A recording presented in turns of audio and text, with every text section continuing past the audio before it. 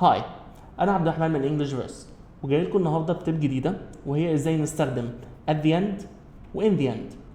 at the end في الطبيعي إحنا بنستخدمها لما بنتكلم عن آخر لحظة أو نقطة في حاجة محددة زي نهاية فيلم، محادثة أو فترة زمنية معينة.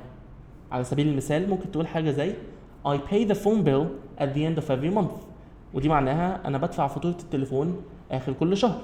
ممكن برضه تقول حاجة زي He lives at the end of the street، هو ساكن في آخر الشارع. ممكن برضه تقول حاجة زي At the end of the day I always feel tired، ودي دايما معناها بنهاية اليوم أنا دايما بكون مرهق. على الناحية التانية in the end بنستخدمها لما بنتكلم عن نتيجة موقف معين أو قرار اتاخد بعد شوية تفكير.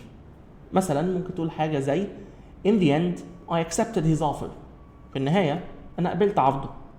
ممكن برضه تقول حاجة زي She chose the red dress in the end، ودي معناها في النهاية هي اختارت الفستان الأحمر، وده طبعا كان بعد شوية تفكير. ممكن برضه تقول حاجة زي He apologized in the end، ودي معناها هو اعتذر في الآخر، ودي طبعا بتمثال على نهاية موقف.